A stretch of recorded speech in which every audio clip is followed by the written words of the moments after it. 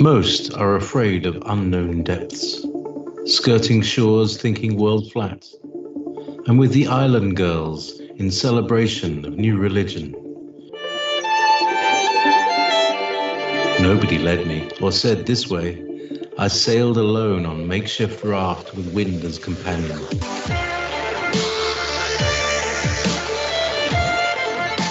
Fate for deliverance, confidence enough to assess new disposition.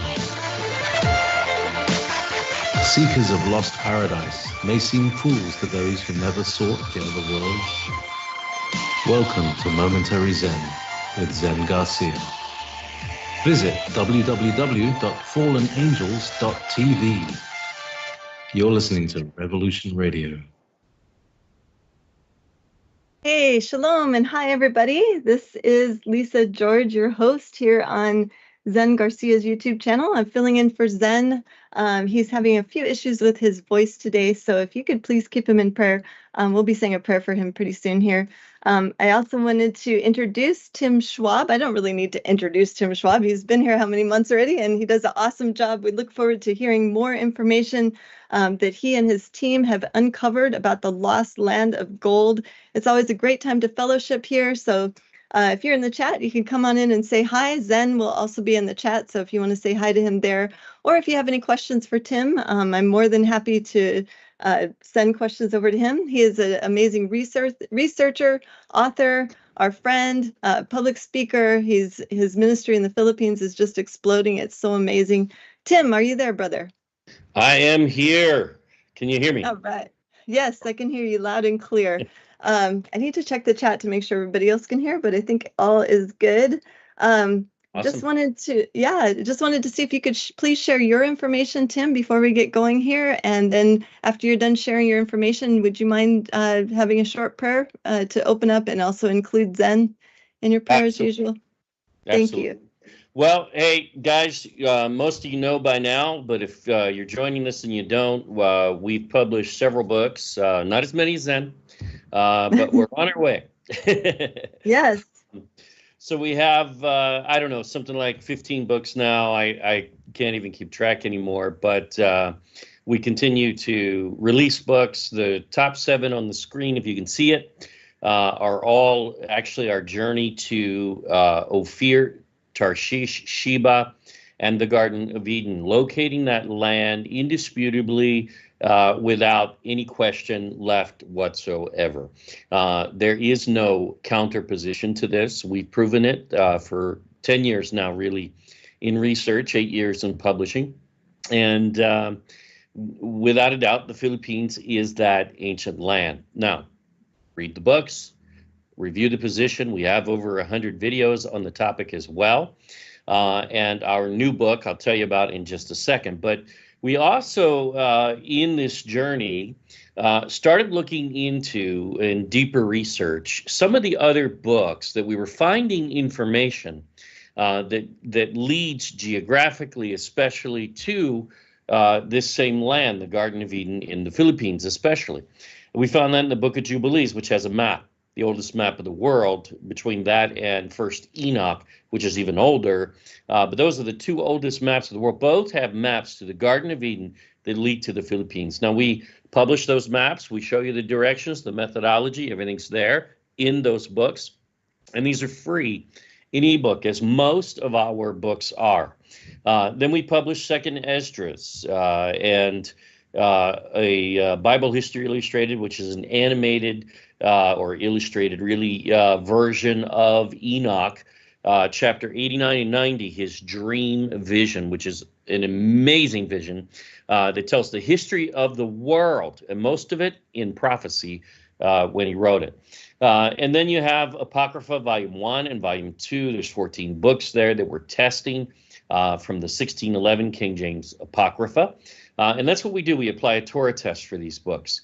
Coming soon, we're working on the Testaments of the 12 Patriarchs right now. But also, we have put a lot of research into the biblical Sabbath. Did it pass away? Is it valid? We have over 1,000 scriptures compiled in this book we call Rest, the Case for Sabbath. These are research. And what we're doing is laying out positions. And then finally, we have the Book of Enoch coming out very soon in Tagalog. It's almost ready to release.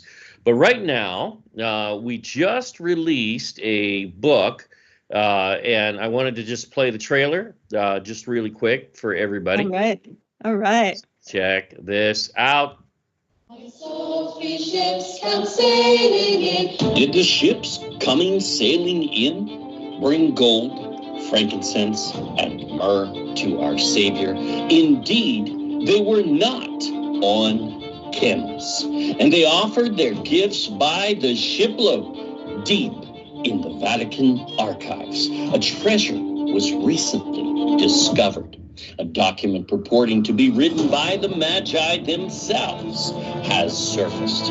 These were holy, sagacious kings, yes, kings, who originated in the Far East beyond India, from the land of the Garden of Eden, as David prophesied, from Tarshish, Ophir, and Sheba. That was never Persia, Arabia, nor India. Wait till you find out. The Apostle Thomas made it to these famed isles. Knowledge is increasing, unraveling the mystery of the 3 kings. The lost ancient nativity restored. Get your copy today, free in ebook, or print worldwide on Amazon or Shopee Philippines. Go to ophirinstitute.com. And there Yay! I love watching that. You put that together so well, Tim. I enjoy that. That's one of the things, one of my pleasures in life is creating trailers like that. So Oh yeah, I sure can tell. So this book was just recently released, correct? you got it. Just came out a few days ago. I think what did we release it? Last Thursday, maybe? Something like that. Yeah, yeah. I think it was Yeah, so it's been a week. Wow. Imagine that. Yeah, yeah, and I see Zen in the chat. He's commenting awesome. And so Zen, I know you're listening. If you go to ophirinstitute.com, you can look at the book for free. Of course, anybody can do this online. And you'll notice a very familiar name on the next page. When you turn it on the inside cover, Zen's name is in there along with some other people that we collaborated with, right, Tim? Yeah, actually, even on the full final cover, Zen's name is there as well. So right because on. we added the contributors to the bottom there, and man, we appreciate it. You know, Zen is the one that found this document, Vatican document, the Revelation of the Magi, it's called, although it's got other names in ancient history. But it's quoted, and we've even gone through the timeline and tested it. But the author published it in English in 2010, finally. It sat there in the Vatican for, over 1,200 years in an unknown language, Syriac, which no one speaks for the most part. There are folks at the Vatican who did, but they were hiding this text. Why? Oh, because it completely obliterates Melchior, Caspar, and who's the other dude? Balthazar, right? Balthazar, yes. I mean, you know, that is such lunacy, and the fact that they say, oh, they came from, you know, because the word Magi leads to Persia, right? Well, it could. That is actually legitimate etymology. However, it's not legitimate, and this is what we're going to cover today in this instance, because this word Magi does not originate in the Greek language, and it is not the Persian Magoi, or however you pronounce it. However, when they do that, they then forget the typical Catholic, you know, theology from some of the dumbest scholars we've ever read or followed in any sense, because they failed to read their own stuff. They claim that these 3 kings came from Persia, from Saudi Arabia, and from India. But see, the problem is the Magoi, the Magi of Persia are from, well, Persia. They're not from Saudi Arabia and they're not from India. So it is utterly stupid for them to continue to propagate this. Now, here's what's neat, and I'll show you a timeline on this. This book, Revelation of the Magi, precedes that legend.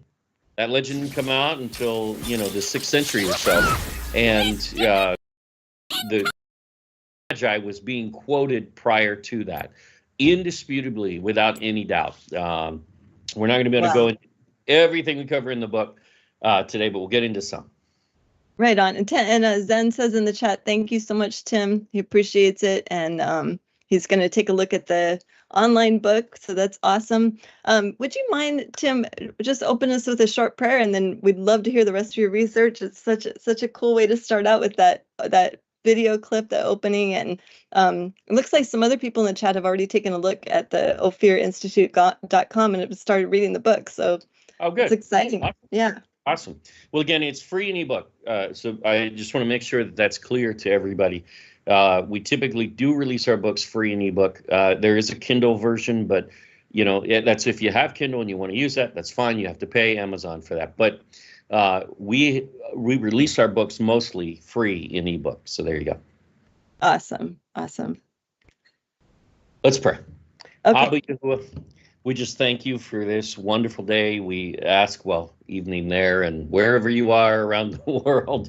And we just ask that you bless this time together. You speak to our hearts, you plant seeds that you will foster, water, and grow. And just help us to see the truth. And most of all, take the journey of truth, which is the most important thing, is for all of us to awaken in every sense possible. And as we continue to study, just help us to become closer to you in every way, develop that relationship that we need so badly. We thank you for your presence. We ask that you bring healing to our brother Zen. Just help him with his voice and his energy level and everything that he may be dealing with. We know he's conquered so much and accomplished so much in his lifetime, in recent years. And we just thank you for him.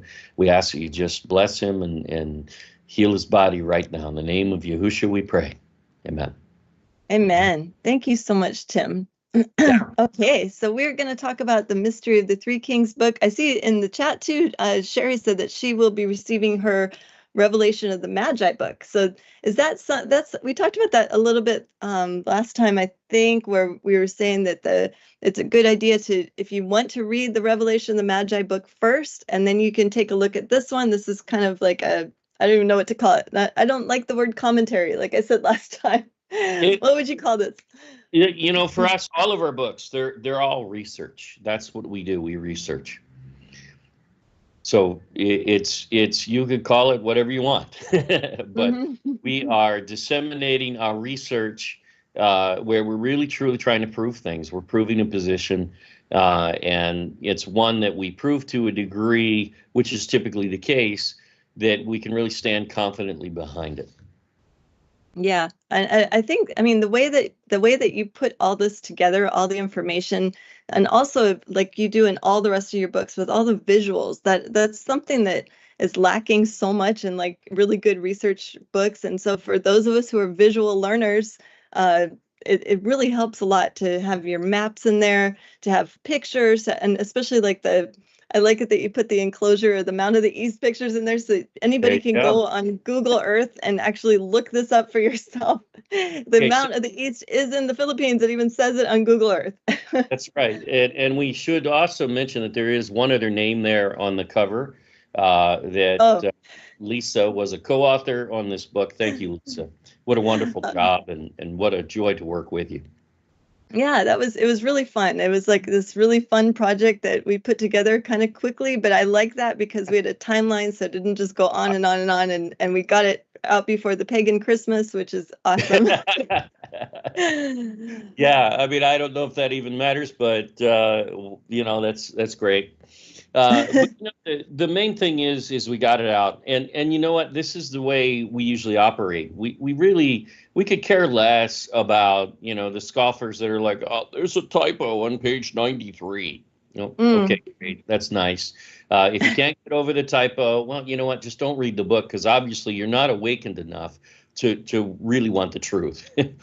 Yeah, So exactly. It's like correcting people on social media for not putting a comma, or, for spelling something differently. I mean, you don't really correct people on Facebook posts with their literacy skills, and you don't do that with good research like this. I mean, my goodness. Out of yeah. all of the amazing information in here, they shouldn't be griping about a comma or anything that's missing in No, the literary we get part. it all, and it's okay. You know what? It's par for the course. It's the nature. Yahusha said they will hate you. Yeah, that's You true. follow They're me. going to be So looking for reasons to hate us too, right? So even more so. exactly. And those really sheltered people, Christians especially, who live those lives where everything's been so perfect and they're successful, and they've never gone through any major hurdles. They don't have the strength, and because they haven't built it up, just like bodybuilding. They Yeah. don't understand, and it's okay. But people are awakening today, and we are finding many thousands, if not millions, who most definitely are in a different place. We saw the weirdest election we've ever seen in, I think, all of history. I can't imagine anything weirder. You know, not one but two assassination attempts, right? Uh, Yeah. a president who is incarcerated, My and then goodness. supposedly the charges dropped, and another president who, he steps down in the middle of the race, and and then you have all of these polls that were pretending that it was going to be close, and it was a landslide. I mean, why isn't everybody right now going after the media and saying you are frauds? You are Yeah. absolute frauds, because you weren't Yeah. close. You obviously aren't even trying to get these polls right. And there's so much drama going on. I'm not sure if you've seen Donald Trump's Instagram page lately. I do Instagram quite a bit. I try not, Uh, but it pops well, up. whoever is running it's supposed to be his official Instagram page. Whoever's running that page has a huge sense of humor, or else they're sharing truth, or a little bit of both. But they have a comparison of Donald Trump actually admitting that he used to be Elvis on this page. And so I got a Wow. kick out of that. They Maybe did a he face still by is. face. Yeah, they did a face side by side and everything, and how it matches up. And I'm thinking, really, you're admitting this? Like this? That's I wonder how many people are believing this or thinking you're joking. You just can't kill that guy. I mean, it just. He has not left the building. That's right. He won't leave the building. He refuses to leave the building. That's right. That's Okay. exactly what we'll do. So back to your research off of that little tangent there. We know Yeah, that the man. Most High is still in control, no matter if it's Elvis is president or whoever, but That's right. he's still That's in the right. ultimate control. But you know what? Ultimately, anybody who's watching this, I mean, if you're not at a point where you don't at least suspect things may be awry, and we're not getting a full, accurate narrative, then, man, start this journey. I dare you, start this journey. It'll change your life. It'll change your perspective. But most of all, it'll lead toward a deeper relationship with our Savior, and that's what matters. Church doesn't Right. most of the time, unfortunately. Yes. The very structure of church it's not structured for relationship with Him. It's structured for relationship with an organization. And hey, that is what it is. People do learn in churches. I'm not saying that they don't. Of course they do. But here's a huge thing. I mean, look at this whole narrative of the three kings. It is being propagated. I watched a sermon recently from John MacArthur. I don't know what I did, but I did, right? I used to love it. But I got to tell you, he goes off on this Magi, and of course it's the standard, line. But the fact is what he's doing. The guy hates Catholicism, right? And he'll come against it so strongly, and yet his entire sermon was Catholicism, and it was Oh my utterly goodness. illiterate. He didn't have any understanding of any of the narratives whatsoever. And again, what does he say? Immediately he goes to the word Magi is Persian. And he never bothers to think, wait a minute, but they're supposed to be from Persia, Saudi Arabia, and India. And where are the Magi of Saudi Arabia and India? Can you think there, Johnny? You know, Yeah. and this is the problem. And here you have, some of the most famous preachers, they pick up on this, and they do it with church. In church, what do? I used to lead worship. Among other things, helps ministry and et cetera. But especially when I led worship, I always hated the Christmas season. Yeah, me too. Me too. I just, number one, I don't like Christmas music. I never did. A lot of it's very cheesy and corny. Yeah. No matter what you do to it. Right. Exactly. But the biggest issue is you shut down the church from its operations the other times of the year, and you turn it into a Christmas church, and you have all of these icons, the Christmas tree, which is rebuked by Jeremiah in chapter 10, very, very, very overtly, very clearly referring to the Christmas tree. If you have Christmas trees, that's up to you. Okay. But Jeremiah does rebuke it as a pagan practice. He just does. That's what it says. He goes so far as to say that pastors that propagate it, like John MacArthur, Jeremiah calls them brutish, which is the Old English word for stupid. And it's just amazing that all of that stuff. But that is slight compared to the way that the whole birth of our Messiah has been treated, because the entire story is wrong. Yeah. We have a complete embellishment. We have this, we have a video where we play this video called Retuning the Nativity. It's a cartoon of the birth. And it goes through, and it's really funny. It's great the way they did it, very entertaining. We have it on When Was Jesus Born? But you could just go search, for Retuning the Nativity, and you can find the video. And I encourage everybody to watch it. And you can watch what it does is as it goes through, it explains something, and then it's like, poof, it disappears because it's not true. And by the time it's all said and done, it told the Christmas story, and everything went poof. And it gets down to two things. And that's all that's true about the Christmas story, according to this cartoon. And that is the Star of Bethlehem and the Messiah was born. Well, the problem was, number one, there was no Star of Bethlehem. Right. The Bible never mentions a Star of Bethlehem. It doesn't exist. There's a star that appeared in the eastern sky that the Magi followed from the far east all the way to Bethlehem. It did not appear in Israel prior, because Herod was asked, about the star, and he didn't see it. He didn't know anything about it. This is a star so bright no one could have missed it. If it was an astronomical alignment, he would have seen it likely, but he didn't see it. His astrologers and astronomers didn't see it, and even the Pharisees did not see it.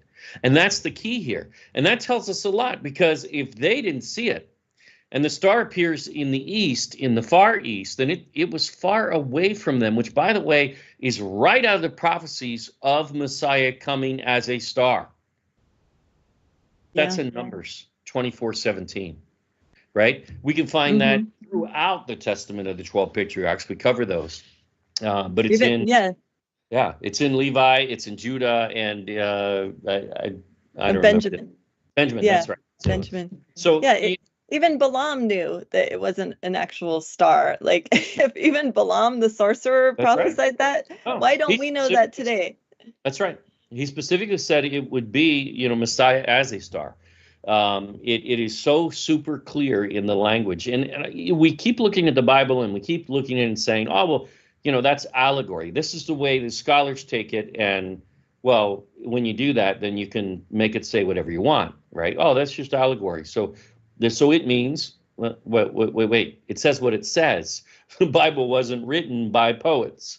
The Bible wasn't written by allegorists, or whatever you would call them. The Bible was written by historic prophets and apostles. who did not lie. They weren't liars.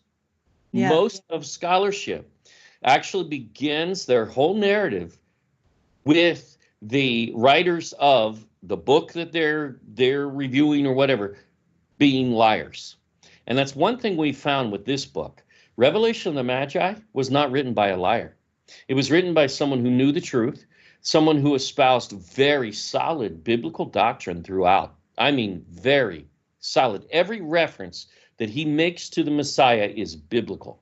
Every. Yes. There are no Gnostic elements whatsoever. And of course, the writer of the translator of Revelation of the Magi in 2010, Brent Landau, which again, I encourage you to read his book because translation is great.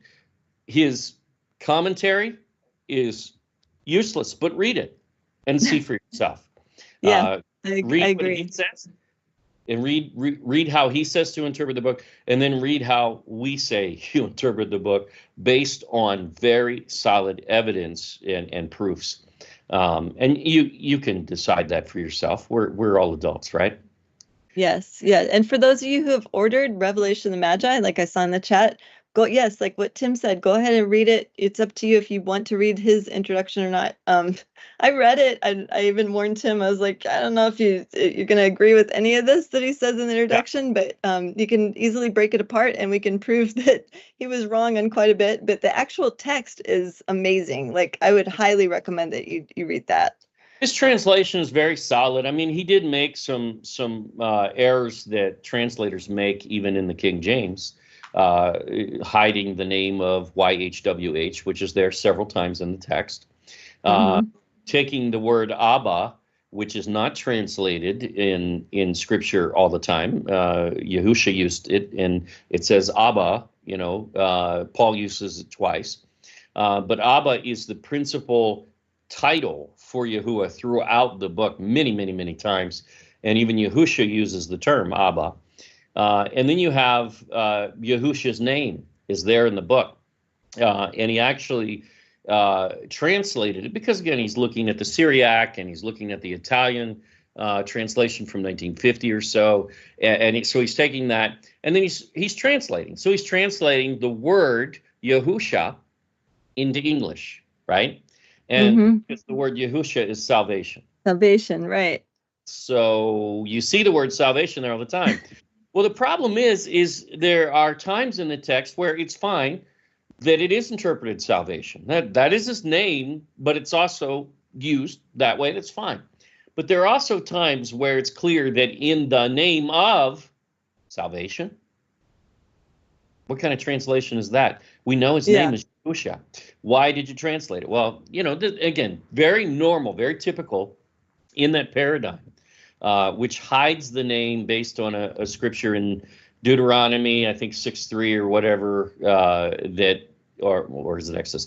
But anyway, it absolutely is a fraudulent translation claiming that Abraham did not know the name of YHWH. Well, he knew it because he pronounced it himself. He called upon the name of Yahuwah when he built an altar. Sarah called on the name of Yahuwah. Yahuwah actually told Abraham, my name is Yahuwah. It's kind of hard to miss. That's doctrine that we've gotten from the rabbis, who their God is not the same God. They serve God they call Hashem. Hashem is Ashima in etymology, and Ashima is not Yahuwah. No. They're not serving the same God. That religion is not in the Bible other than being rebuked. And when the Pharisees took over, the temple and they installed their religion, they were replacing the biblical religion. So when we go back and we look at what the Pharisees are saying and doing and treating that, like Michael Heiser did a lot of times, and I love him, but he used to always want to quote first century rabbis say. Yeah. Dr. Mike, you needed to just say Pharisees say. Because that's it always they do it, and they do everything possible to hide Messiah. Like when however they can, and they do that with salvation. I was going to tell you too, you mentioned you're working on the Testaments of the Patriarchs. Yeah. I'm also teaching those now in Bible study, and Awesome. we just had it on Monday, and we read the Testaments of Gad and Naphtali. And in those, in Naphtali's, there's a prophecy, and the translator does the exact same thing. I caught it because it says salvation, but it's used in that same way that you just said in Revelation of the Magi. So, there is some corruption going on even there, even from the Dead Sea Scrolls. So it's like, it's kind of hard to get away from with the translator, but when you pick it apart and when you break it all down like how you did within the book, then it helps to understand a little more. Yeah. So anyway, so let's get into some of the content here. And well, first let's start with the art that's on the screen here. This is how the Catholic Church has been depicting the three kings. First, white dudes. Well, no, they weren't. That's wrong. Second, with weird little red hats. Hats. What is that? Santa Claus or the elves? Is that what that is? It looks kind of like Star Wars apparel as well. I'm not sure why I was thinking about the helmets, but yeah, something like that. Maybe red Star Troopers or something. I don't know. Okay. I don't know. Obviously, these are very Jewish looking, whether anybody claims it or not, which is no shock. But the Magi were not from any of these nations. There was nobody named Balthazar, Melchior, Caspar. As far as the Magi, we have their names. We're not going to go through that today, but they were 12 kings, sons of kings, and wise men. And so when we hear the narrative of the three kings, very well, maybe there were only three that were actual kings, and the rest were princes and wise men. Okay. What we know, though, is that the precedence exists when you look at Ophir, Sheba, Tarshish, Luzon, Visayas, Mindanao. The number three is adequate, accurate, however you want to say it. It coalesces with the Magi because they're from the Philippines. And we proved the geography out indisputably. But let me show you geography just on this. Okay, this is actually a mosaic from 526 AD. On the walls in Ravenna, Italy, right, at a basilica, a Catholic basilica, approved by the Catholic Church, by the Pope. Now, do they not know that there weren't three? Well, yeah, they do actually, because we know they were holding this document all the time. Do they know that they were not white and they were not Persian? Yes, they do. But check this out. Ravenna, Italy, at the same time, released a map. And on that map, it shows that the Garden of Eden is in the Philippines, that Christ and Argai, the land of gold and silver, which is Ophir and Tarshish in Hebrew, were in the Philippines, southeast of China in the South China Sea. That's called the Philippines today. This is the 650 Ravenna map. So this is about the same time. So about the same time that somebody, put this mosaic together as art, right? Oh, what's art? It's just art, right? Well, shouldn't it be accurate if it's church art? Yeah. I'm just saying, when will Catholic artists actually learn how to read is the big question, because they are lousy with their doctrine all around. Ravenna, Italy did know, because this is a map from there that shows that. We have, frescoes like this one, again, showing the Magi. There's one that's even black. Well, okay, I don't know, but last I checked, everything in Scripture, everywhere in this account at all times, says they came from the east. Well, when did Africa go to the east of Israel? Oops. Right. This is, and look at the other things here. What's this star? It's an 8-pointed star. That's called the Star of Ishtar. Right. That is a very occult practice.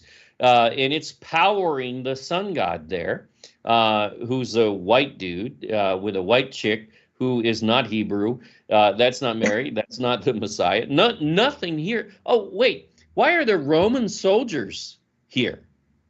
Were there Roman soldiers at the birth of Messiah? No. In fact, there were no kings at the birth of Messiah because they came 2 years later. That's what Matthew says. That's what Revelation of the Magi says, essentially. And all these narratives come together to basically totally dispel the whole thing. And again, the Christmas story, even that cartoon I told you about, and many pastors know this. Many pastors know the wise men were not there for the birth. But this whole thing is just illiterate. Absolutely. Totally. So it's time to set these straight. Now, this Revelation of the Magi does this. Again, the translator doesn't quite know it, but he does get some things right, and his translation is pretty good from what we can tell. It is in date, dated all the way back to about the 2nd century. All right, so as early as the 2nd century. No, that doesn't mean that's its origin. Scholars who do that are just plain stupid. I don't know why they play this game of, well, oh, I found a copy and it dates to the 2nd century. Therefore, it was written when the copy was dated. What? You come from a paradigm where scrolls are copied over and over and over for many times thousands of years, and you're going to date them to the origin of a copy that you found? That's illiterate. That's not scholarship. And this whole arena of textual criticism, we go after very, very strongly because we rip through it and we find that it is illiterate. And the reason it's so illiterate is because of litmus tests that they put in place. This is how they box in the narrative. So they keep everybody in a box. So you can't actually find the truth. You can't even find it because you're supposed to test in their paradigm. Well, if you want to be stupid, you can. That's up to everyone. But it's time we all break out of that once and for all. So we can find this quoted as far back as 150, 198, 300, 350, 350, 450, 500. I mean, we just all the way through, you're seeing Revelation of the Magi as the origin of these quotes, of these documents. Now, why is that? Well, it says that it was written by the Magi themselves. Why? What? The Magi wrote? Well, what's the problem with that? Somebody will say, oh, but it's not in my Bible. No, it's not, and it probably shouldn't be. We're not saying that it should be. However, if you don't read history and you only read the Bible, well, shame on you, because you're really not going to know and understand things. You need to look at the other texts. You need to be confirming even what the Bible says. You'll find it will confirm itself. Don't worry. You'll find that history affirms the Bible throughout. And we've had this so often. I mean, I remember, when I was young, I remember hearing about how, the book of Daniel needs to be thrown out. Well, why? Oh, because Daniel makes a claim, an historic claim, that a certain guy was king, Belshazzar or whatever, was king, and he wasn't king during that time. We know that. Well, no, you don't know that, because then they found a stele, or a cylinder. Actually, it's a cylinder that recorded what happened. And here's the story: the actual king took an hiatus. He went on a military campaign. He turned over the leadership to his son Belshazzar, and he was king. Duh. And so now, how do the scholars treat that? Well, they don't come out and admit they were wrong. They just kind of ignore that and just keep on. This is how it works. It's a paradigm of illiteracy, and it is the blind leading the blind.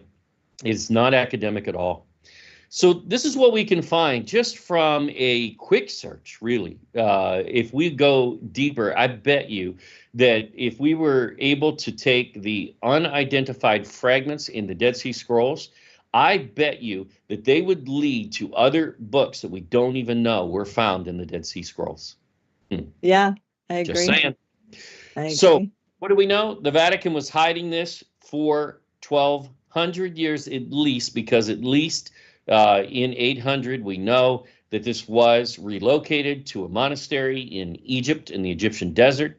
And so we know they had it prior to that because they translated it, or not translated, but they copied it over, transcribed it, prior to that. So we know they had it.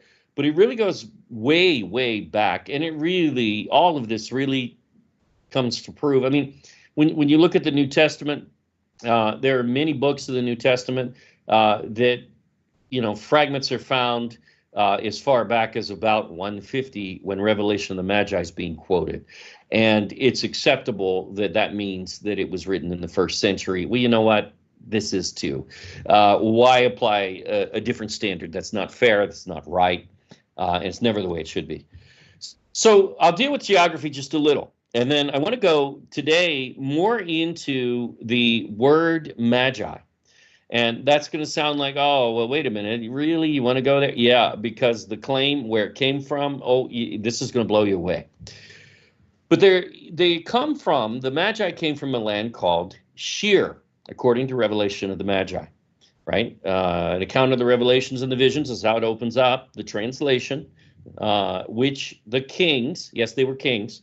Every time you've heard a sermon, including John MacArthur, every time you've read a blog or a commentary or a book that says, oh, the Magi weren't kings, it's illiterate. They don't know what they're talking about because Psalm 72 says they were kings. So we don't need to go outside of the canon. We don't even need to go to Revelation of the Magi. We know that Psalm 72 said that the kings would bring gifts to the Messiah after his birth, and they did, and they were kings. So kings, sons of kings, and of the great east. Okay, so they're not just from east of Israel. They're from the great east, who were called Magi.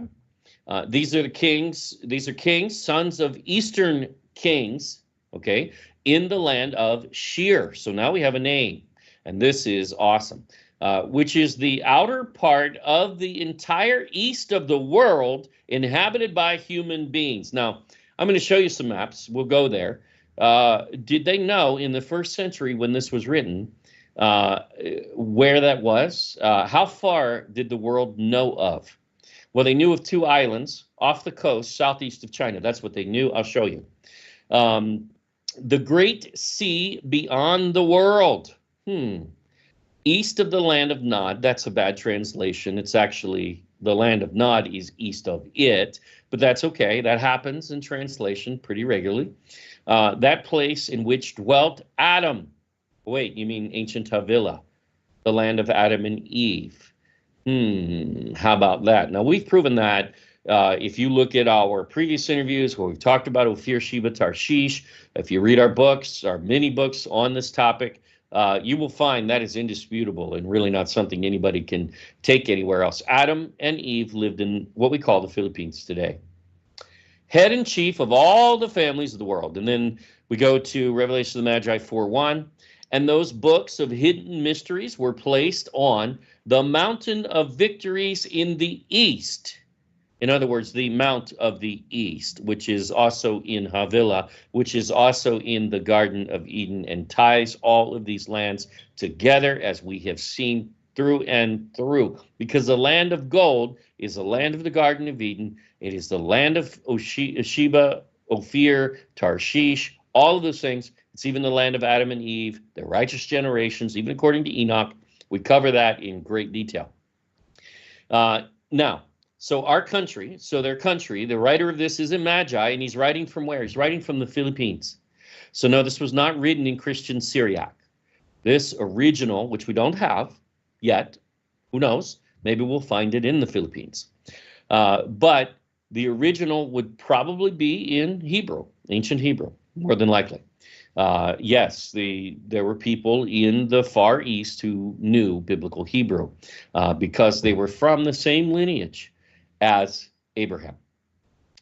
Because they're from Eber. So east of Shir, our country, in a cave, the cave of treasures, of the mysteries, of the life of silence. Now, this is key because the cave of treasures is something that's well recorded. It's located within, really at the top of, near the top of the Mount of the East, which is the Mountain of Victories. Notice the full title is Mountain of Victories in the East, not just Mountain of Victories. Now, we also deal with that term victories, and in the Syriac, victories is not a good translation. It should be really Mountain of Purification. Why? Because it's where Adam and Eve held their first, or Adam held his first sacrifice of atonement after he is exiled the next morning, according to the Book of Jubilees and other references, even the Book of the Cave of Treasures, for that matter. And we do get into some of those other extra biblical books, and we deal with their versions, especially the geography involved, and it is just amazing. If we have time today, maybe we'll get to some of that, but I'm not sure if we will. Okay. So where is Shir in terms of the Philippines? Well, it just so happens that Camiguin Island is the location of the Mount of the East that we've identified. Why? Because the mountain on it is called Katarman, which is to make smoke sacrifices in Hebrew, which is where Adam made his atonement of smoke sacrifices. The other name for the same mountain is Hibuk. Hibuk, and in Hebrew, Hibuk is actually a reference for sorry. So it's actually Mount Sorry, and the Mount of basically smoke sacrifice. So it is a perfect match. It's also a match geographically and in every way, but that's something that we go into in the book, and even more detail in our Solomon's Treasure book. Now, when you look at Camiguin, though, there's a land right next to it called Surgal or Shergal. Shergal, yes, wow. Both pronunciations. Surgal is the province and city, and Shergal is actually the pronunciation of the island, the huge island there as part of it. So both are there. So what we find is really that is the origin of this word Shir. Now, the other origin that is likely in Hebrew is Safar. Where did Ophir migrate to? Well, he migrated to Genesis 10:30, Safar. Safar, yes. The east. Wait a minute. Mount of the East is exactly what Revelation Magi calls this mountain, where they met once a month in their tradition. And in addition, then you have, this data. So when you put it all together, it really becomes very solid and very strong. But yes, there's a region in the Philippines that fits right next to the Mount of the East. There's a region called Shergal. Yeah, and then we also have you're probably going to bring this up, but there's also, I'm trying to think if it's Jubilees or Enoch, where it talks about the 3 holy places on earth of the Most High. And one of them is Mount Safar. Yeah, one of them is Mount Safar or Mount Qatar, the Mount of the East, and I am going to bring that up. Okay, sorry. I jumped the gun there. But that's okay. That's all right. No problem with that. Okay, now, so what did maps know? Back in the day, right? Back in the 1st century. Well, here's one from basically the 2nd century BC. One of the renderings of Eratosthenes' directions. Remember, ancient maps, or someone actually rendered the directions onto a map. They didn't draw maps back then. They didn't have a true world perspective in that sense, but they did have directions. And according to Eratosthenes in this map, look at this. There's 2 islands southeast of China. That mountain range leads to a place called Tamarum, which is Tammuz. That's the southeast China peninsula point on a map. Southeast of that are 2 large islands. That's Luzon and Mindanao. Now, it's not labeled, so we don't know what it's called, but we know that is the extreme east of the world. So when Revelation of the Magi is talking about the extreme east, these are the islands it's talking about. It's not talking about China, because the world knew there was a further extreme than China, number one. Number two, China fits nothing in this narrative whatsoever. And I know there are those trying to make that work, especially communists, but hey, you know what? You can't. So the 2 islands southeast of the South China Peninsula on this map very clearly That's Ophir and Tarshish. It's Christ and Argyre, whichever you want to call it. That's what it really is. They're just not labeled on the map, but we see this paradigm. Now, when we map the Garden of Eden and the Land of Gold, and I'm gonna breeze through these maps really quickly because you can get the book for free in ebook, download it, you can see the maps yourself, and you can look at them in detail. You can blow them up on the screen, you can download the PDF, it's all there, it's very functional, very usable. So, and we explain them in our videos, many of them. So, but when you look at the perspective of mapping the Garden of Eden and the Land of Gold, we have a major problem. See, this is a map of Southeast Asia, right? Oh, but wait a minute. Okay, so, but here's what scholars do. Scholars do this. Scholars put on their racist glasses, okay? And when they put on their racist glasses, this is what they do. They forget the Philippines exists. It doesn't exist on the map.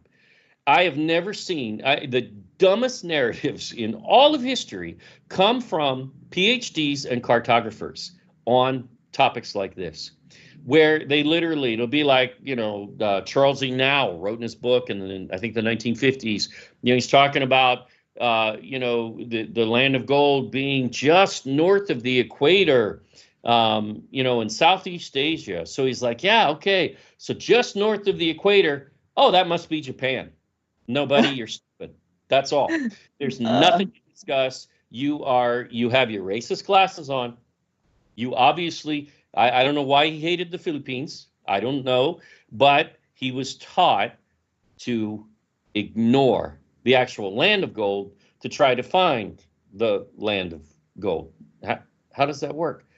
Well, no wonder they can't find it. No wonder it's been hidden for so long, because we knew where it was for 6,000 years, and now all of a sudden, no, we don't know. Ooh, where did it go? Yeah.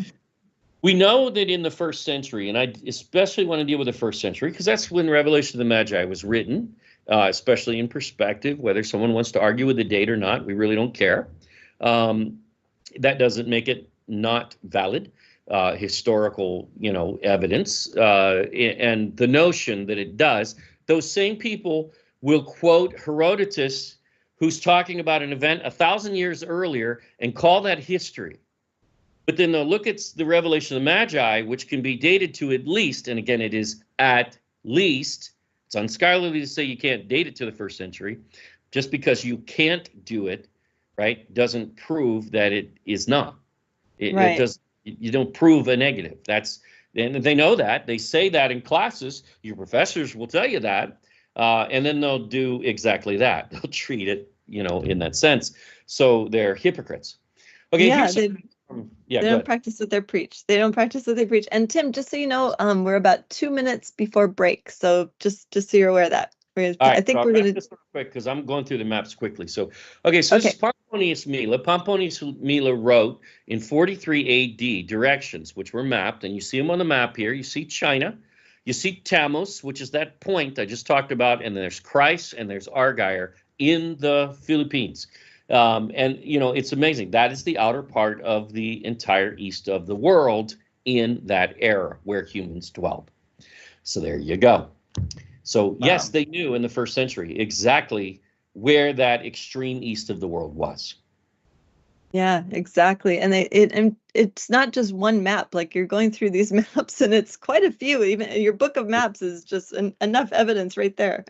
Garden of Eden Revealed, the book of maps, has over 80 maps that lead to the Garden of Eden and Land of Gold in the Philippines. And go ahead, you can argue with one of them, but you can't argue with all of them. So sorry.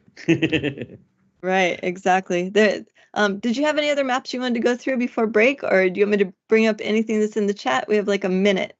All right, well, I'll just say this. Pomponius Mela's directions, he said, came from, this is a source, the olden writers, the olden Greek writers. So he's talking about the Greek route from 800 basically BC to about 150 BC, the time of the Greek Empire. They were going as far as the Philippines. Yes, they were circumnavigating Africa. Yes, they could do that. The Bible even says that Jonah did that. The Bible even says that it was done multiple times.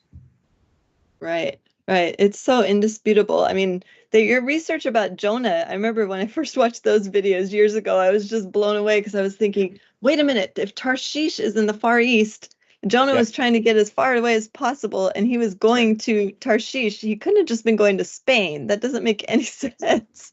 Yeah. And that's what we're taught. We're taught that he went to Spain. Yeah. Ah. Nuts, because Spain isn't Isles. And every reference to Ophir and Tarshish in the Bible includes them being isles. Yes, and I was going to mention too, it looks like oh wait, I thought I saw the break coming. I was going to mention real quick in the chat, there's some people, they're still a little confused as to where Havilah is at, as to where the wise men came from, but I know you're going to clarify more of this in the second hour, so we'll see all you guys after the break. Go get a snack, something to drink, and we'll see you in a few minutes. All right.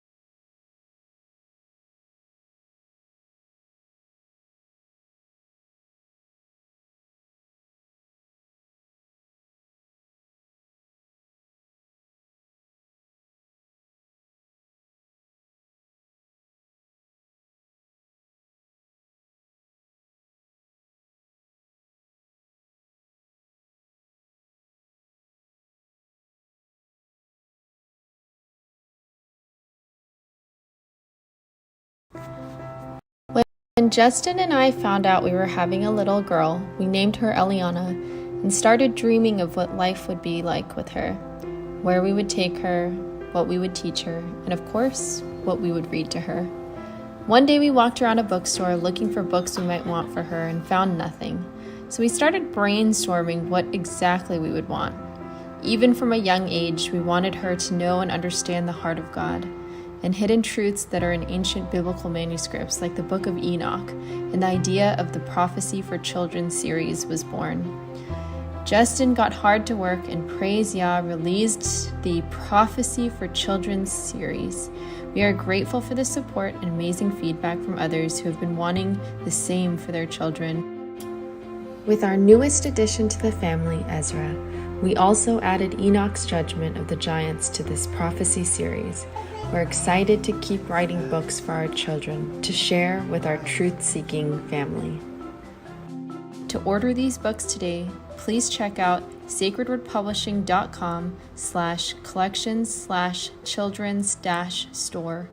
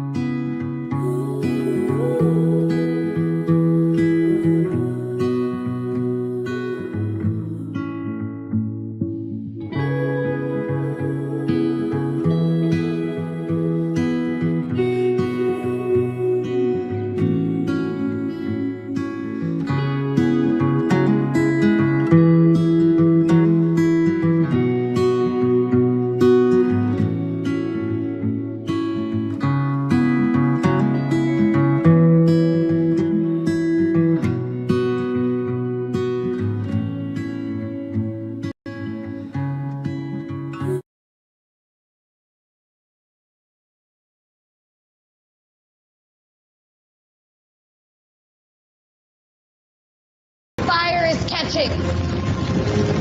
And if we burn, You burn with us! Good evening.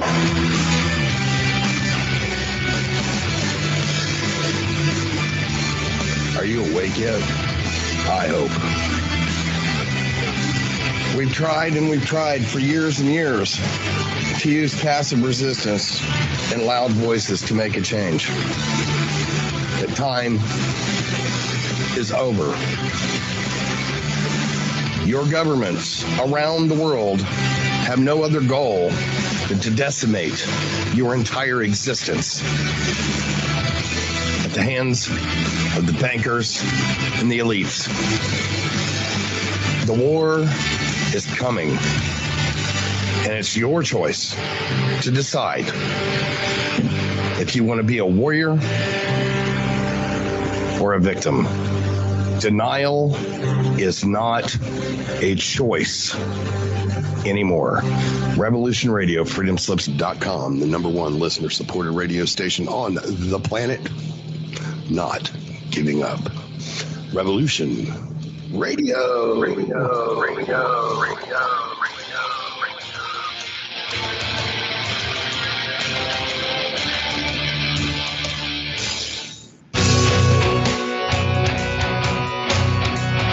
All right. Thanks for listening while we took that short break here at Revolution Radio, freedomslips.com. And now we're going to get back to your host.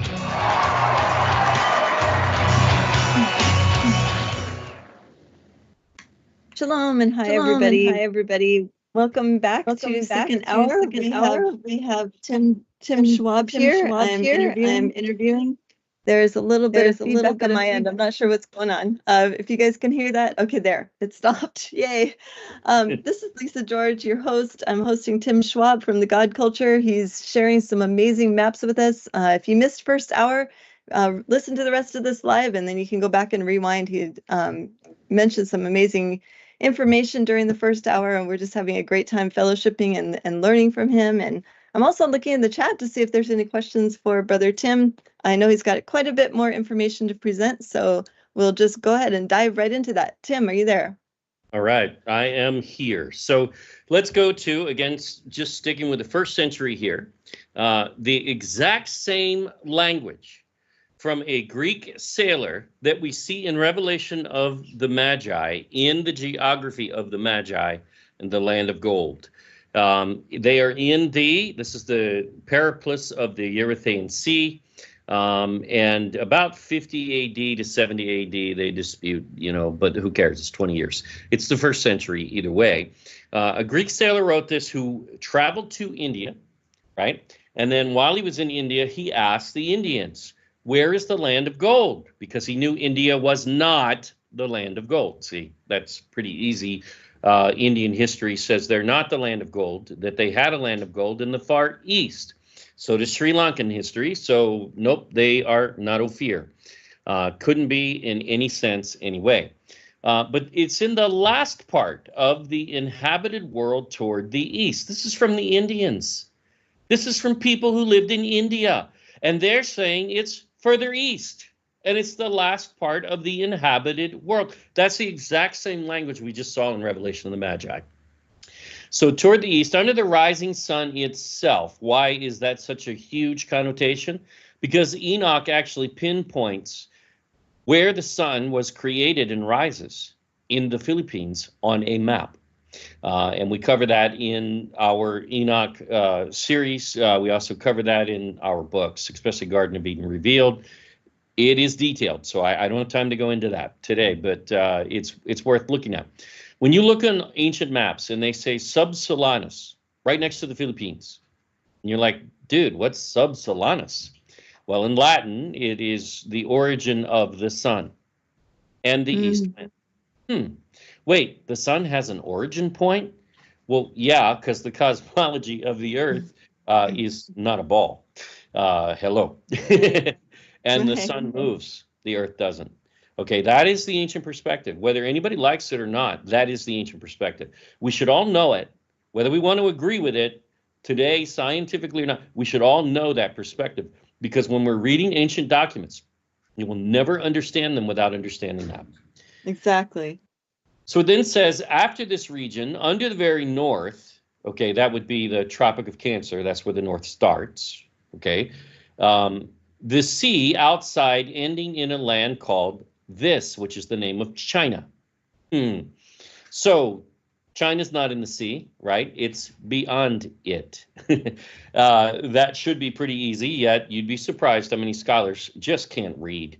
And I don't know how else to put it. I mean, they're PhDs, but they, again, have their racist glasses on. Right. And because they do, they just can't see plain English, whether alone other languages when they're looking into it.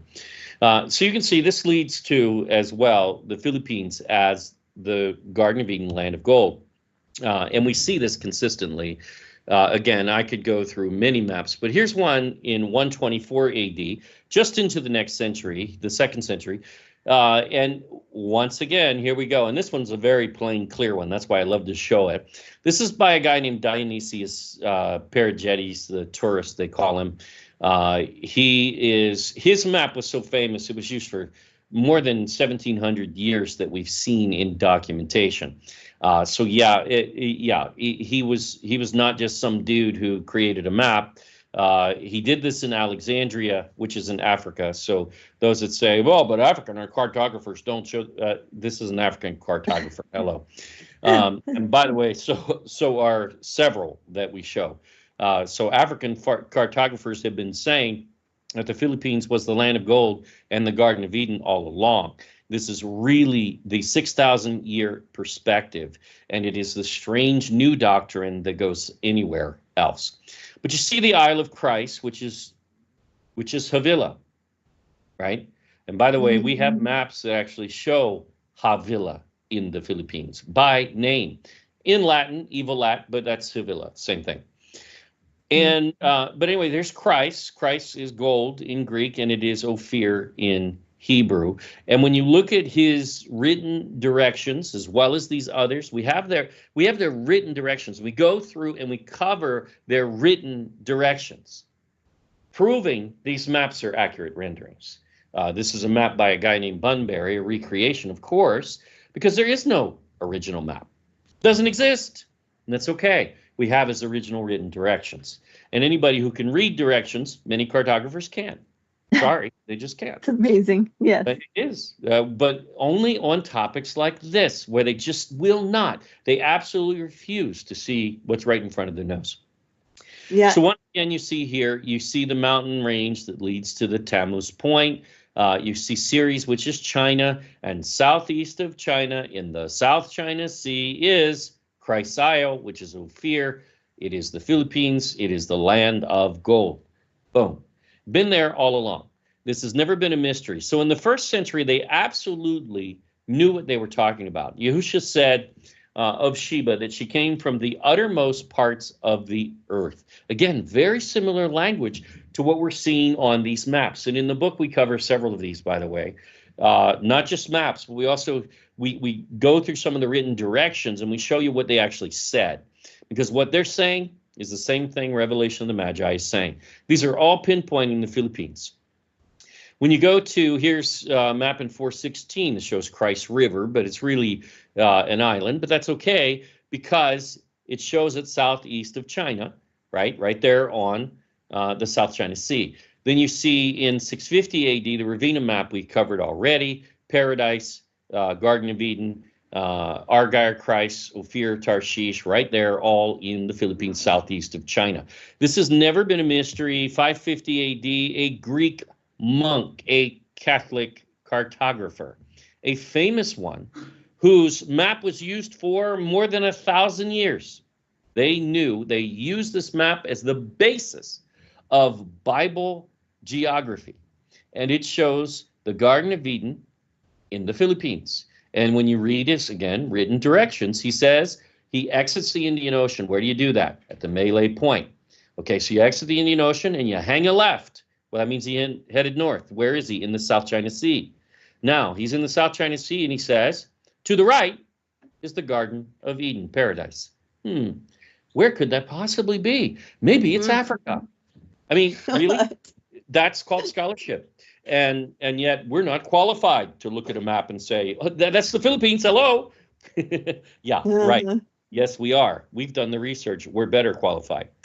Also, the two oldest maps of the world take us here, and this is incredible. I don't have time to go into them because we cover these in so much detail. We publish the Book of Enoch with our complete commentary and research. It is an amazing book, and these things are all available free in ebook. firstenoch.org or ophirinstitute.com. Either way, you can download that free. You don't have to buy it.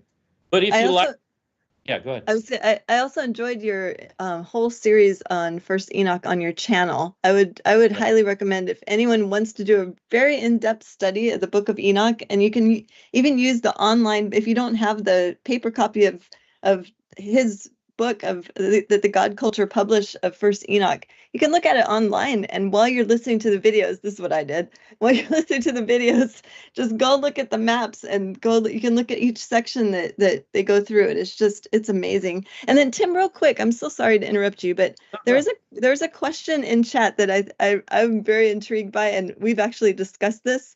Okay. I don't know how much detail you want to go into on this, or have the person asking the question read some books that we're planning to publish later on this topic. But Patrick is asking, do you think the Messiah could have been in the Philippines during his missing years?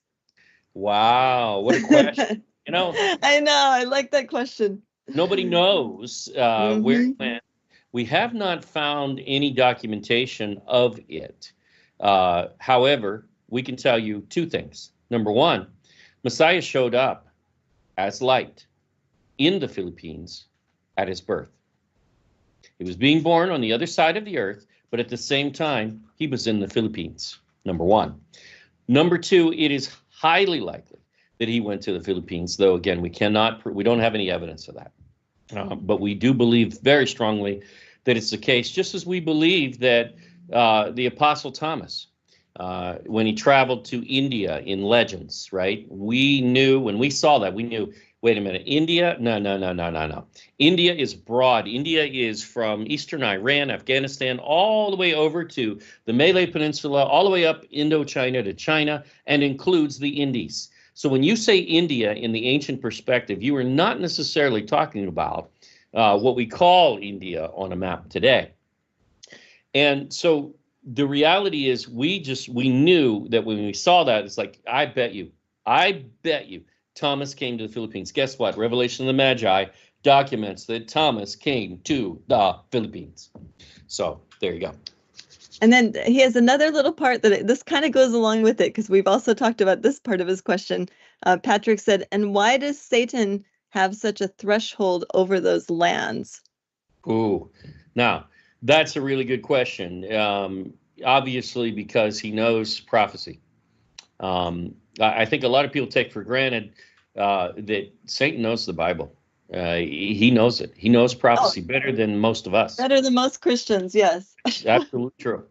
And he knows that in the last days, it's actually the Philippines that stands against him, that stands against the beast, that stands against the New World Order. You say, what? Those little tiny islands? Those little tiny islands have already injected themselves on the world stage on a mass scale. As a, they were never a military superpower. That was never their thing. And nor should it be, nor do they need to be. However, when it comes to economics, they were the wealthiest nation on earth. And by the way, still are. That hasn't changed. What has changed is the people aren't. But the theft that, the things that have been taken out of, resources have been taken out of the Philippines, it still ranks number 2 in gold deposits untapped in the ground on all of Earth. It ranks number 5 in all resources on all of Earth, and number 1, 2, 3, and 4 are 4 times the size.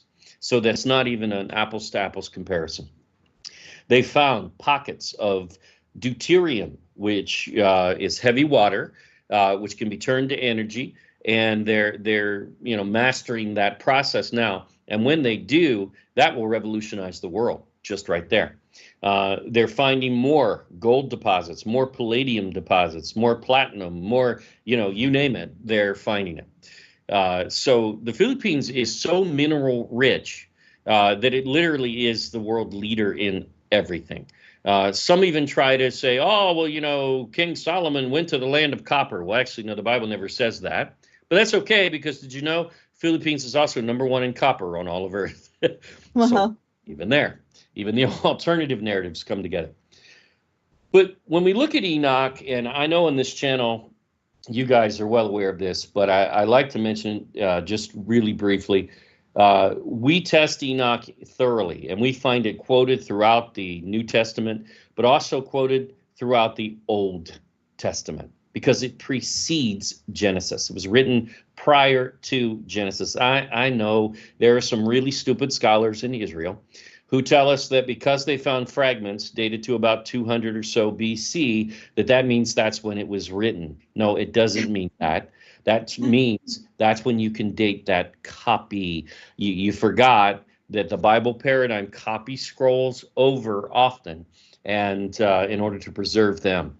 And that should be, you know, something that's pretty obvious. We can find it quoted in Torah. We can find it quoted, you know, in many early Bible references. So it is absolutely, and we know that Jude quoted it very directly. And get this, the dude quoted it with attribution, saying that it came from the book of Enoch, and then scholars say, well, it must be some other book of Enoch. Yet it's an exact quote of what we call First Enoch, from the first chapter, you know, verse 9. It's a direct quote. So the book exists, the quote exists, the guy existed, he was the great prophet, the seventh from Adam. I mean, all of that pretty clear. That is the prophet Enoch.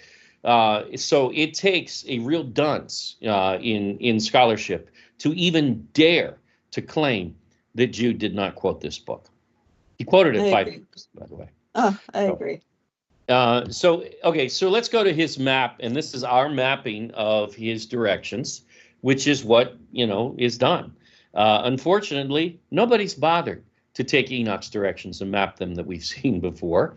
No one's bothered to take Jubilee's directions, which are 2 whole chapters, and map them, which we did.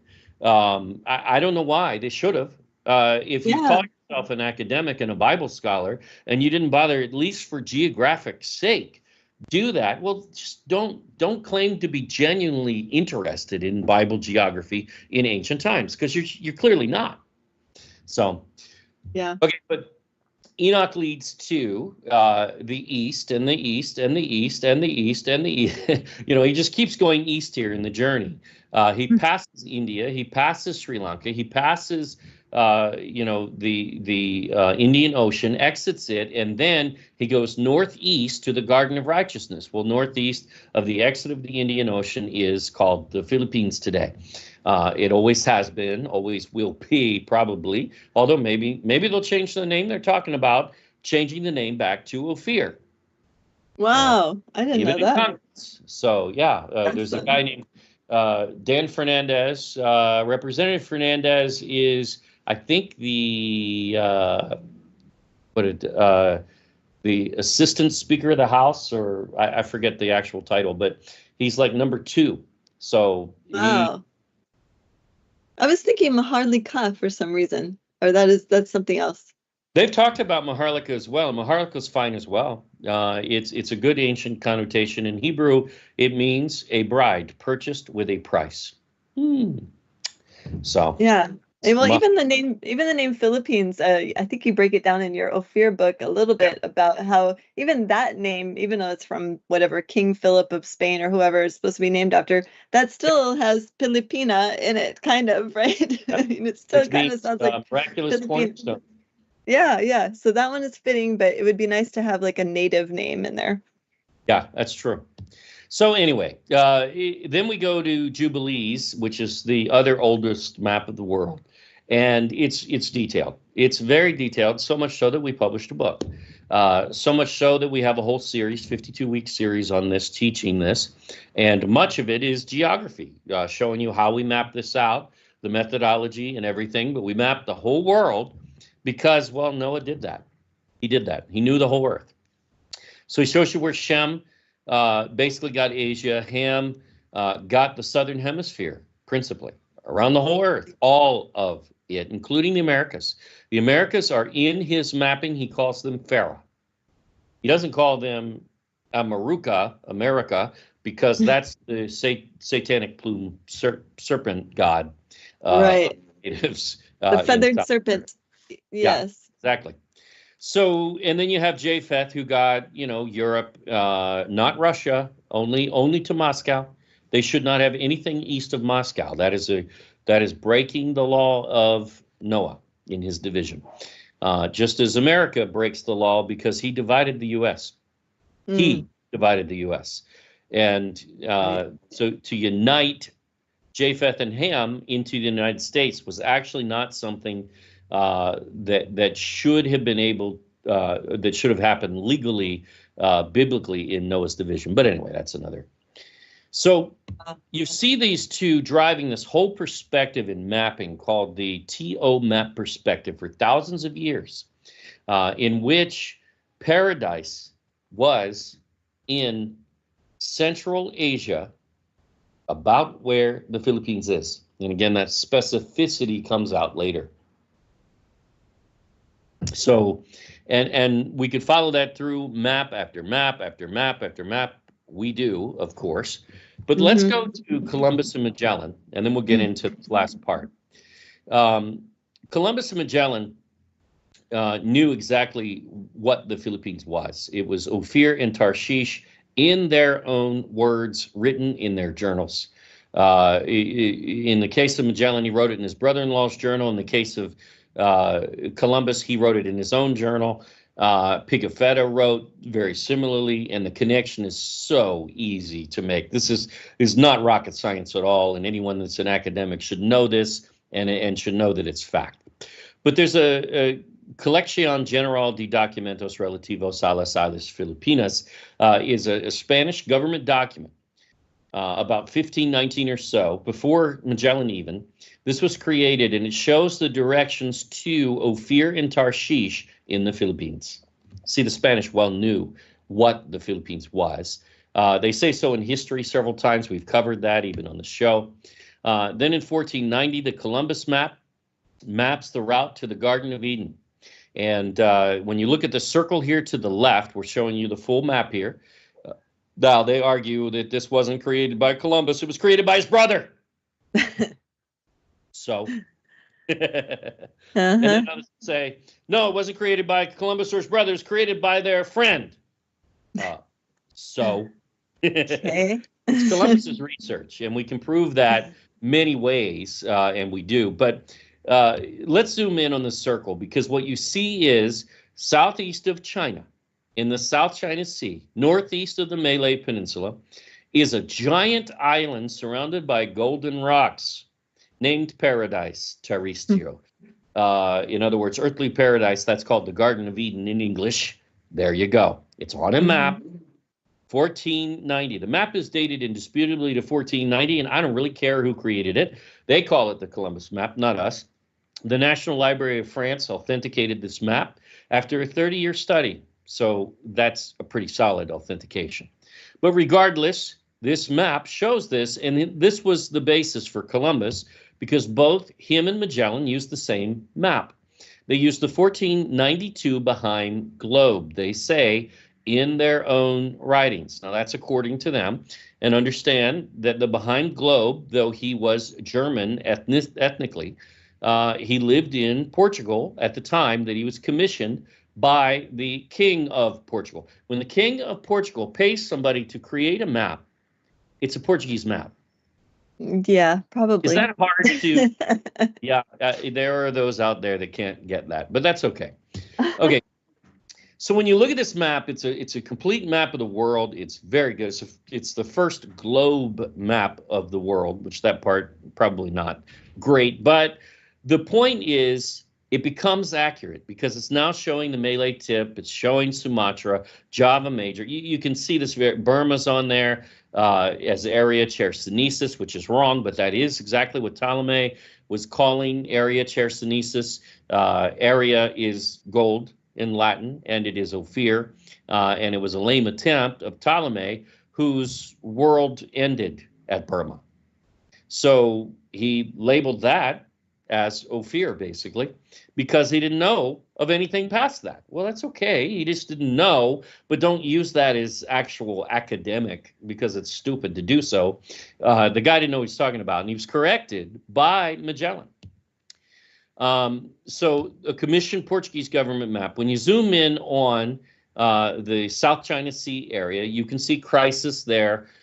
You can see Argyre, that is Christ and Argyre in Greek, the land of gold, the land of silver, Ophir, Tarshish in Hebrew, same thing. You can also see Thilis, the Isle of Pearl, right there on the map, which is essentially Palawan.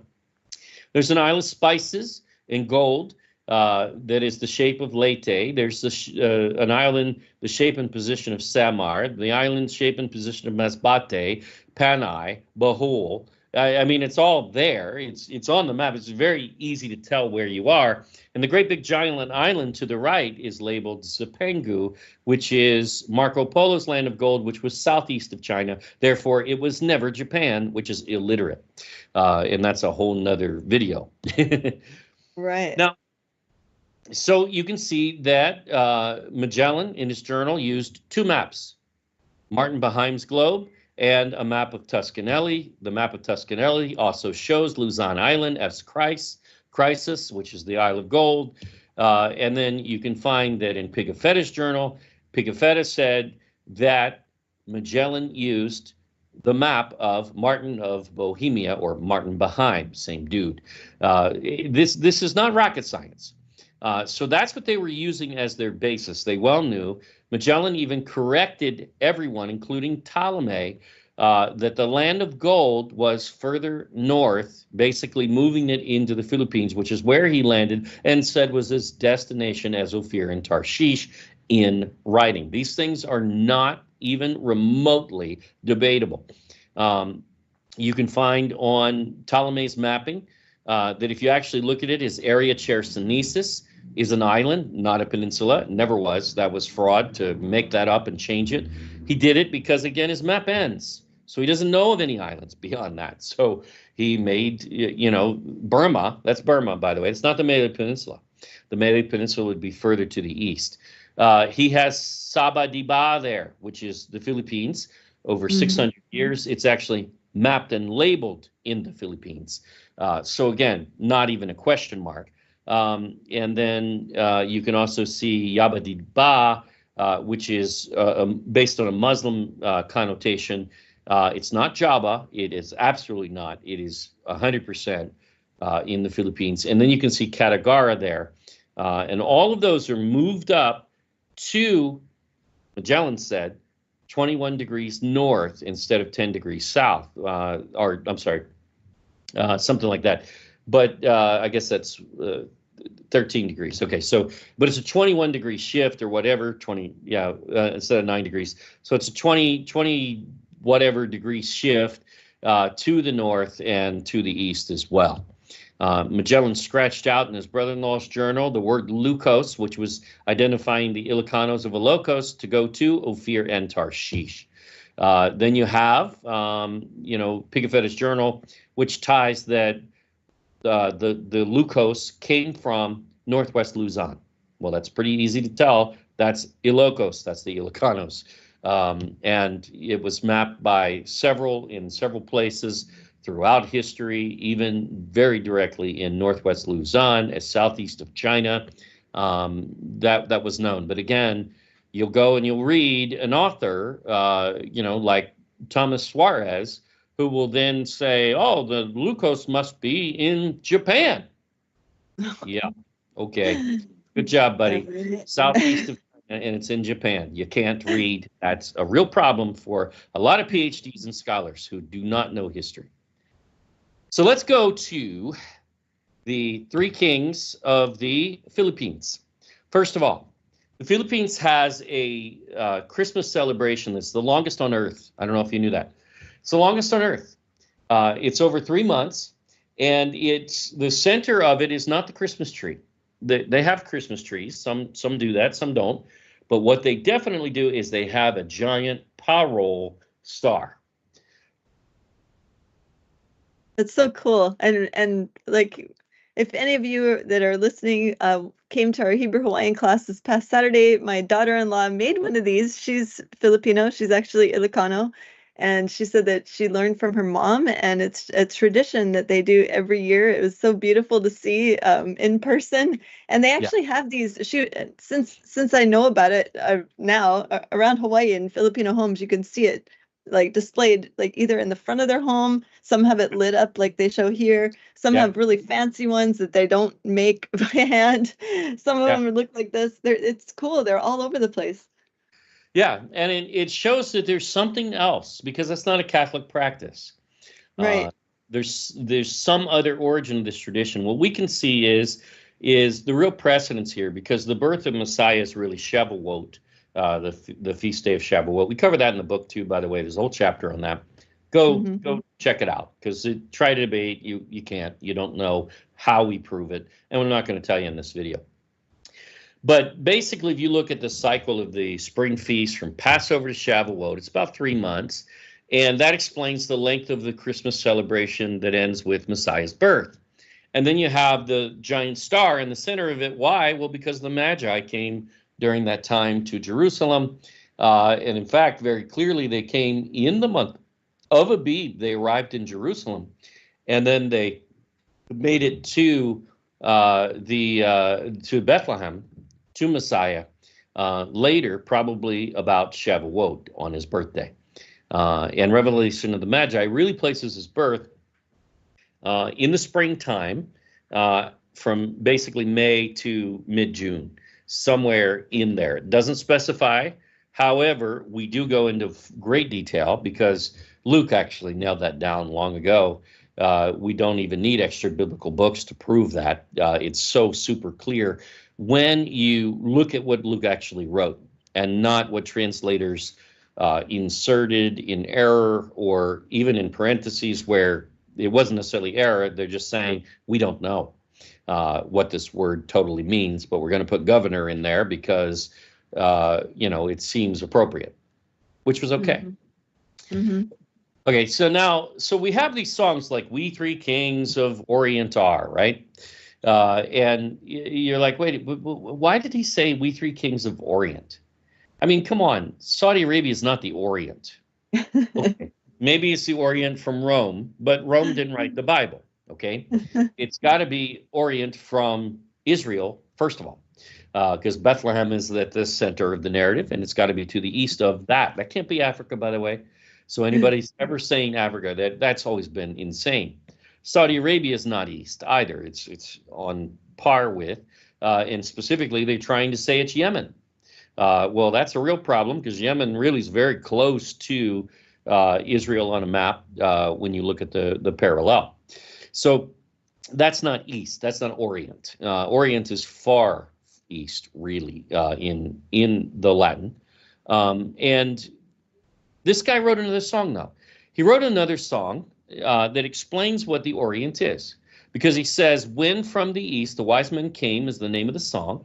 His name is John Hopkins. And he says, "Bright gold of Ophir is what they brought." Well, okay, so they came from Ophir. So wait, Ophir isn't Saudi Arabia. It's certainly not Persia. That's really dumb. No one even mixed that, ever. Yeah.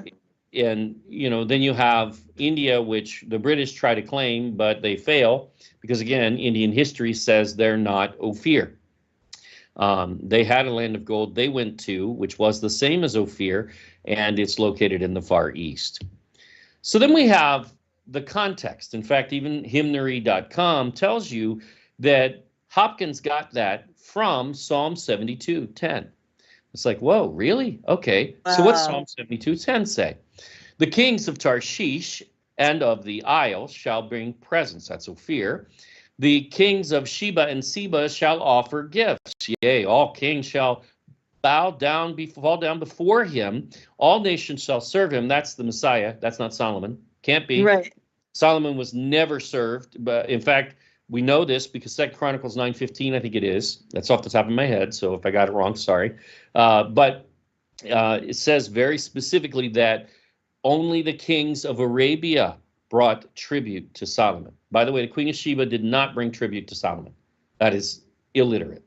She brought an offering, a covenant offering to the temple project, just as the 3 wise men, the 3 kings, the 12 actually in all, brought to the Messiah, gold, frankincense, and myrrh. And it's the same elements that Adam used in the very first sacrifice. According to the Cave of Treasures, Adam took from the skirts of the mountain of paradise, the mountain of Eden, the mountain over the Garden of Eden. That's the Mount of the East. Gold, myrrh, frankincense. There you go. And he dwelled in a cave there he called the Cave of Treasures. So the Cave of Treasures was named by Adam, and you also find, when you read Revelation of the Magi, Adam is the first one to put aside gold, frankincense, and myrrh to be given to our Savior after his birth, to fund his ministry. This is covenant. This is a covenant that precedes the covenant that Abraham had. And they even tell you that it goes all the way back to Seth. Wow, this is amazing. Wow. So in the book, we cover numerous topics. And so you really have to read it. Maybe on the show, we'll do some more on this. But let's talk about one of the biggest today, which is the word Magi. And I'm going to end here. This is huge. This is word huge. Magi.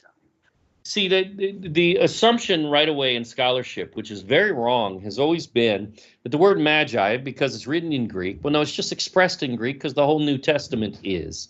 However, that expression in origin comes from the land of their nativity, not from Persia. Okay, and so let's check this out. Revelation of the Magi, in 1:2, right in the opening.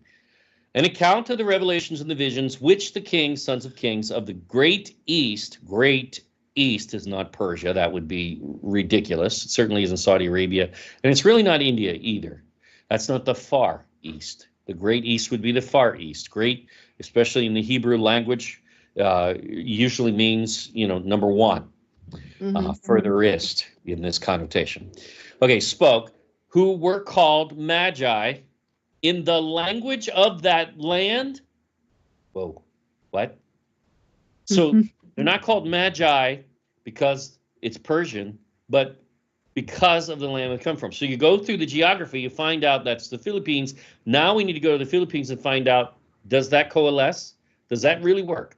Okay, now also it says it has 2 meanings, because in silence, without a sound, they glorified and they prayed.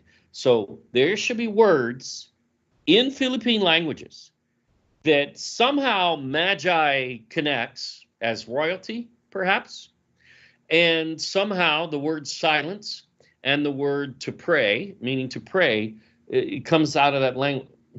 Is that possible? Not only is it possible, it is impossible. And the point that it is the truth, in fact, already proves this to be a very valid text. Those nobles who were called Magi. Well, they were kings. We know that. So nobles. That fits. Also princes. That's fine. However, check this out. First of all, we know that the Greek word magos, they define it as Magian, Oriental scientist. So an Oriental scientist does not have to be from Persia. You do realize that, right? The Orient is far more vast and actually does not include Persia. Oops. Okay. By implication, whenever you see by implication in a Bible concordance, just ignore what comes next, typically, because they're implying, because they don't know, that they don't know. A magician. Now, in the case of Persia, yes, there are magicians and sorcerers there that are actually, yes, called magos. That's true. However, that's not the origin of this word. The origin is the land of their origin, which proves to be the Far East, the extreme east of the world, of the known inhabited world. That cannot be Persia, because they knew of the islands southeast of China in the 1st century and even before. Then they'd take the word wise men, 2 words, although it's 1 word in Hebrew. They take the word wise men in English, And then they say, oh, well, there's wise men in English in the New Testament, though it comes from Greek, and it's wise men in Hebrew, the Hebrew Old Testament. So they're the same wise men. No, they're not. That's stupid. That's not linguistics. It's not scholarship. It has never made any sense, because in the Greek Septuagint, the word used for the wise men of Daniel is sophos, not magos. So it just doesn't work. And you would think that a Bible scholar would be able to put that together. That is absolute fraud. And the fact that they didn't do their research is really poor. Now, there is a word magos mentioned in Daniel, and it refers to the magicians and sorcerers. And that same word is being used in Acts to refer to Simon the sorcerer, right? So you see that twice in the New Testament in that use. And then you see it used to render the wise men. But see, the thing is, the wise men don't originate from that same paradigm. See, because the magos are still evil in Acts. The magos that are the magos of the Old Testament are still magicians and sorcerers. But see, if someone goes and they get saved and they enter as a believer, guess what? They don't call themselves a sorcerer ever again. How about that? So the whole paradigm just comes down like a house of cards. It's illiterate nonsense. It's never made sense. Here's what does make sense. What makes sense is the Tagalog peoples, the ancient Filipino, have a royal class, and they are called the Magi. Awesome. You can't make this stuff up. I mean, it's just right there. And that is literally, this is the highest royal social class in the Philippines in ancient history that would include kings and princes. And they're called the Maginoo, is how they pronounce it. But the word Magi is right there. It's an origin word. So the origin of this word is right there. It means quality of being noble, worthy, or stately. But it was literally the social class. We have several documents where this is mentioned. Here's a mention in 1571 of the royal class of the Maginoo, and then in 1690, two different mentions here of the Maginoo, as well as the highest social royal class. So this isn't even remotely, even Wikipedia knows this. It's not something you have to do a lot of research to affirm. So there you go. Magi, in fact, it does derive from the Tagalog language, not Persian. Never has, never needed to be. Now, then you have the two meanings, okay? The first one was to pray. And in Tagalog, you express that as magdasal. M-A-G, Magi, hello. There you go. It's there in the language. And I mean, and not just once, by the way. That is a huge, the prefix, if you will, mag, or even Magi, Magi, is so rampant in the Tagalog language. It's a massive part of the language, and I'll show you some examples in a minute. But it's not just Tagalog. It's also in Ilonggo, Hiligaynon.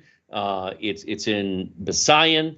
It's there in languages throughout the Philippines. We're seeing this. So it's not even just one language. Then we have the other one, which is silence, or be silent.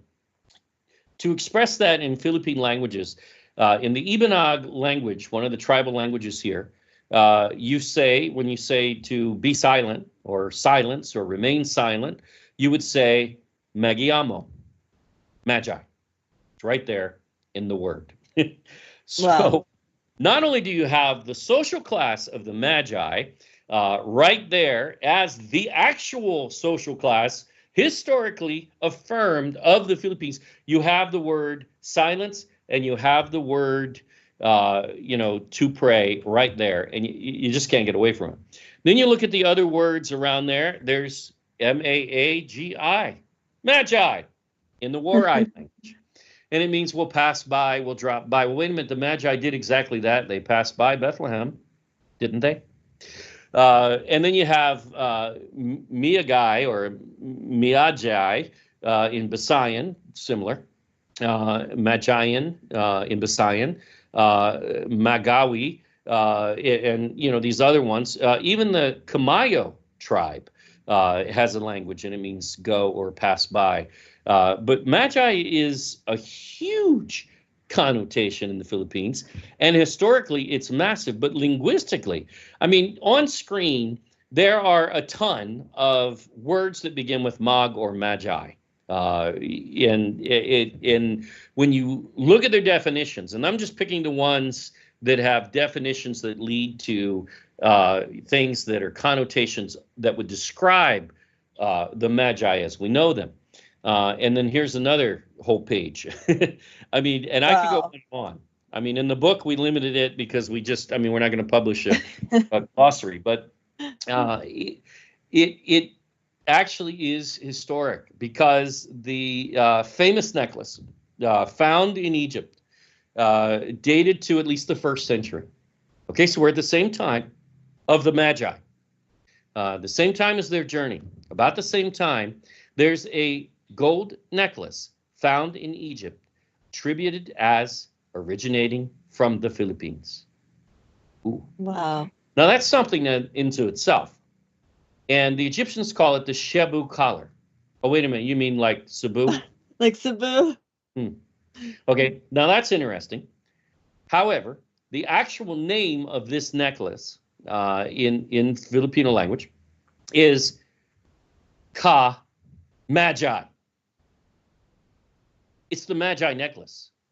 So historically, there's even a necklace called the Magi necklace. Ka's a possessive, by the way. So it would be like your necklace, your Magi, their Magi. So it's how do you can't make up this stuff. No.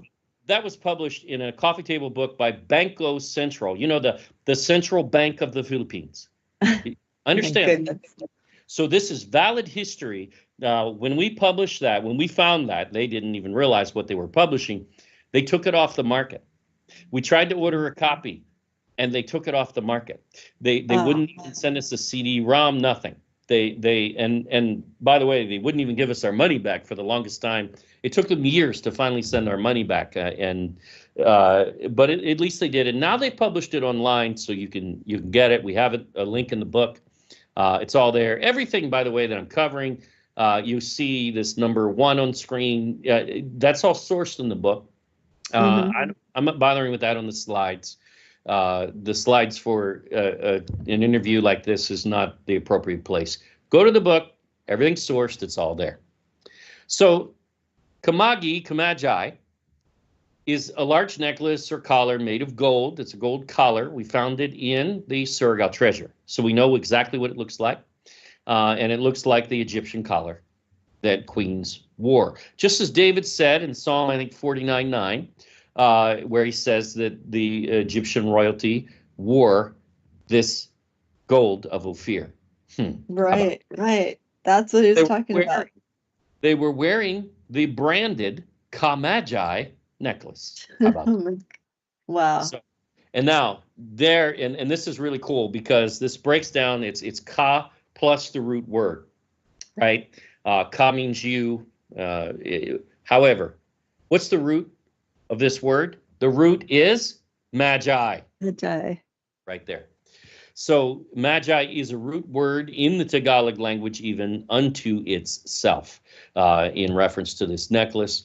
We also find Chinese history as well, but here we have additional history that the shipping routes of the Filipinos, they can date back to at least 200 BC. They were trading as far as Africa and the Mediterranean. So it's not a surprise that would be the case, and actually was far earlier than that. And here's a picture. You want to see what did the Magi look like? Here they are. These are actually the Maginoo, the Tagalog royalty, illustrated in 1590, wearing, what's that? The Ka Magi necklace. And, all kinds of gold everywhere. And we've talked about the amount and all of those things from the Boxer Codex is where this is from. a Spanish document where they illustrated Filipinos when they came. They also illustrated Chinese. They illustrated Japanese. None of them looked like this. None of them had gold like this. Only the Philippines in the entire Orient area did. And there's a reason for that. This is the land of gold. It is the land of the Magi and the land of the Garden of Eden. Does it have to be all those things? No, but it is, because history, geography, science, it all bears it out. And this book goes there indisputably.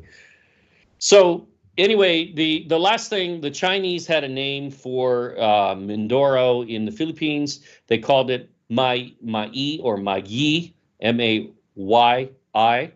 And were they trying to render Magi? Well, we don't actually have to go far to determine that, because the ancient population of this island of Mindoro, just south of Luzon Island in Visayas, this is so interesting, because the people group there actually called the Magi, the Mangyan.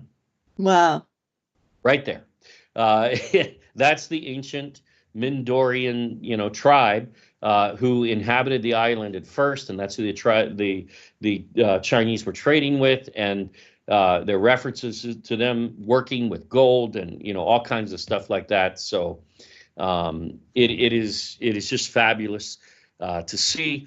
The final elements, people will go and they'll say, oh, but what about Sheba? Sheba has frankincense, and so frankincense has to come from Ethiopia. No, it doesn't.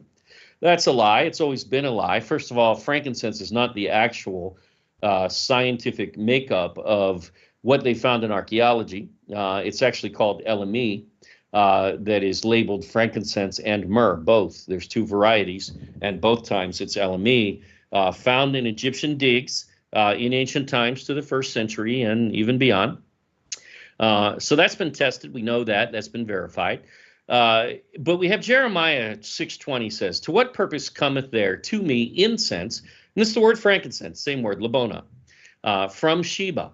Okay, that must be Ethiopia, right? Wrong. Absolutely not. And the sweet cane from a far country. Here's a major problem. Sugar cane does not originate in Ethiopia. There's no native application.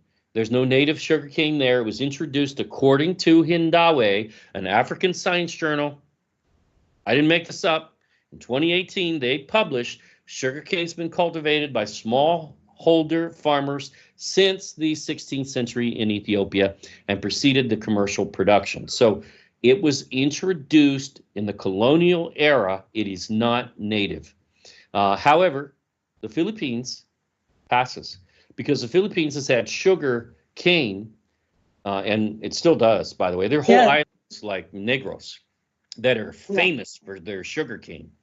But sugar cane in the Philippines predates Solomon by 1,000 years, according to the Republic of the Philippines Department of Agriculture. So that's a pretty valid reference. Well, also too, I'll just add a little bit to that, because the majority of the people who migrated from the Ilocanos that migrated from the Philippines to Hawaii, they already knew how to plant sugarcane when they came to work for C&H. So where did they learn that? Like Ethiopia? I don't think so. No. No, and that's the problem is that we just don't know these things, and it doesn't take much research. Here's on screen, there are two references, but we have them in the book, and you can check them out. But after the Middle Ages, the resin from the Boswellia farina tree, a Somalian variant, Madi, of the genus that gives us as frankincense, was referred to as LME. So even frankincense was called LME. However, in archaeology, and we found these things, including myrrh, frankincense and myrrh. It's been tested, and both times it tests as LME. Well, it turns out that 90% of all of the LME, as far as the market is concerned, on all of Earth today, you know where it comes from? It doesn't come from Africa. It doesn't come from Saudi Arabia. It comes from the Philippines. 90%. Wow. Vanilla LME is what they call it. It comes from the pili tree, and it has two varieties. One is frankincense, and one is myrrh. There you go. So yes, the Philippines has gold, frankincense, and myrrh since the time of Adam, since the time of the Queen of Sheba, and since the time of the three kings. It has always been, and it will always be. Still has those things to this day in major abundance. Still number 2 in untapped gold in the ground on all of Earth to this very day. Still 90% of the frankincense and myrrh market as LME, which is real frankincense and myrrh in the Bible, 90% comes from the Philippines. That shows you the massive abundance of these 3 elements in the Philippines. It's unrivaled on all of Earth. Wow. So there you go. That is amazing. That is amazing. I am speechless. Everybody in the chat is just, they're all participating with you, Tim. They're like amazed at your research. It's so in depth, and it doesn't leave anyone asking any questions. It's just like amazing. But it's been an awesome show. I think we're at the end of our time. So thank you guys all in the chat. Thank you, moderators. Big thanks to Zen for giving us this platform to share information. And thank you so much, Tim Schwab of the God Culture. And we'll see all you guys next month, same time, same place. Shalom. Shalom. Bye, Tim.